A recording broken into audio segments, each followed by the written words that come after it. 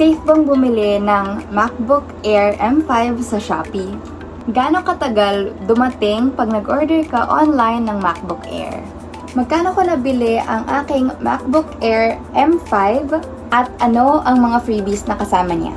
Everyone, it's Story here, and if you want to know the answers to those questions, I'm gonna share those with you since I just bought my brand new MacBook Air M5 16512 13-inch from the Shopee Apple Flagship store na Shopee Mall.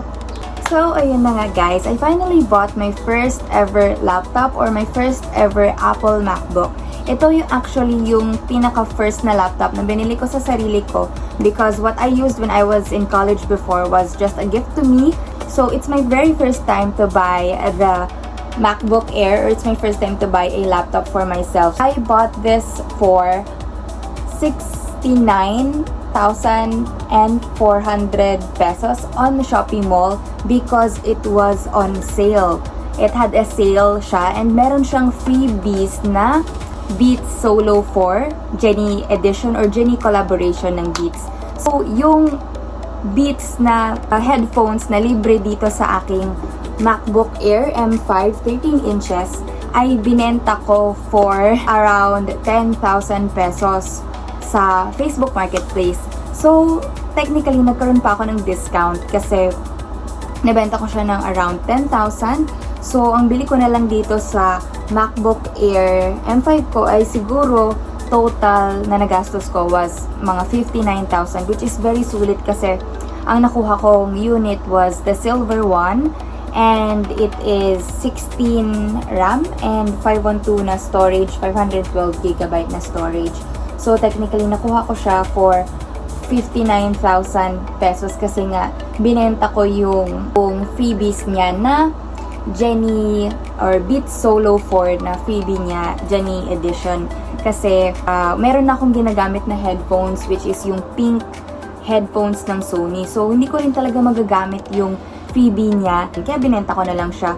And I am so happy dito sa MacBook Air M5 ko kasi nakuha ko yung silver color na medyo matagal kong inantay sa Shopee Mall or sa Shopee Apple Flagship Store. Familiar kayo sa Apple Flagship Store sa Shopee? Dito talaga binibili yung mga Apple products na mas mura siya because you can use vouchers, you can use discounts compared kapag bumili ka sa Apple Store talaga sa mall, which is yung Power Mac or Beyond the Box. I basically waited for 2 days lang or 2 to 3 days lang na ship na agad yung item ko, or rather nakuha ko na agad yung item na to. Basically guys, masasabi ko na sobrang safe naman talaga na umorder sa Apple Flagship Store sa Shopee kasi una, Shopee Mall naman siya, merong warranty, merong assurance.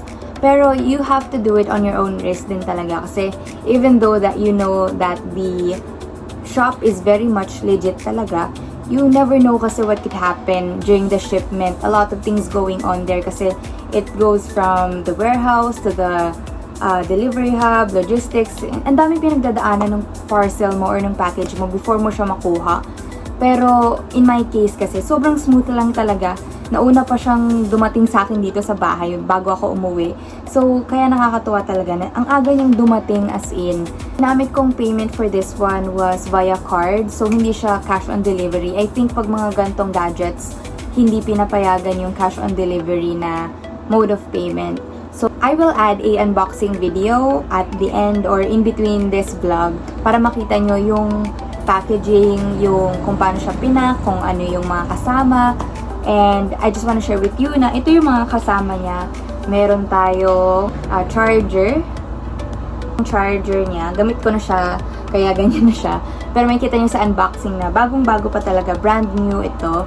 Ayan, ganito yung charger niya, kinakabit. Type-C ata to. Then, ito, magnetic yung kung saan kinakabit sa laptop. Then, sobrang liit ng adapter pala nitong MacBook. Sobrang liit lang niya, sobrang compact, sobrang travel-friendly. And nakakapanibago siya kasi as someone na galing ako sa Windows din, nag-start ako sa Windows from my previous laptop nung gamit ko nung college. Ibang-iba siya kasi alam niyo yung mga bulky na color black na charger. Ang laki niya talaga. Hindi talaga siya portable, which is ang hirap. So, yun pala yung mga advantages ng Mac. Lightweight lang siya. Lalo na tong unit mismo kasi MacBook Air yung kinuha ko. This is in silver, by the way. Ito yung box. Kasama yung box. And pag dineliver siya, guys, ano pala siya? Hindi lang ito yung box. Talagang, itong box na to, ito yung huling box. Like, box siya na malaking malaki na nasa loob pa ng isa pang box. Then, nasa loob pa to ng isa pang box. Ganun siya ka-secured. For now, I just want to show you guys itong unit mismo.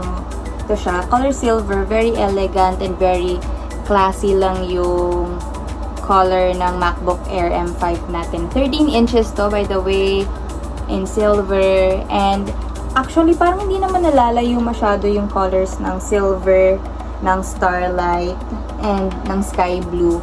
Kasi may times na yung sky blue pag natatapat sa araw, nagiging silver. Ito, pag madilim, nagiging parang dark gray or medyo parang pa sky blue na rin. And minsan kapag yellow yung ilaw mo, itong silver, nagmumukhang starlight, ganun. Pero itong silver na lang yung kinuha ko kasi parang very professional siya tignan. Pwede mo magamit, pwede mong i-resell if ever. Hindi kita masyado yung mga scratches or yung mga gas-gas if ever na magkakaroon siya in the future. So, for long-term durability and for long-term na paggamit, ito na yung kinuha ko, yung silver. If you open it, once you open the MacBook Air or any MacBook ata, automatic nang mag-on yung laptop. Ayan. So, ayan. Yan na siya. That is it for this video, guys. I hope this video helped you decide kung gusto nyo kumuha ng MacBook Air in the future. If bibili kayo sa physical stores or sa Shopee or sa Apple Flagship store like I did. Tips ko lang is be vigilant lang din and buy at your own risk lang. Kasi although safe naman talaga yung store, ayun na nga, anything could happen during the shipment. Pero in my experience, sobrang safe naman, dumating agad, everything was well packed, no damage or anything, and ilang araw ko na rin gamit tong MacBook Air ko na bago. And so far, so good naman siya. I hope this video helped you guys, and if you like this video, drop your comments down below. Don't forget to leave a like and subscribe to my channel for more reviews and for more vlogs like this one. Thank you guys, and I'll see you in my next video. Bye-bye!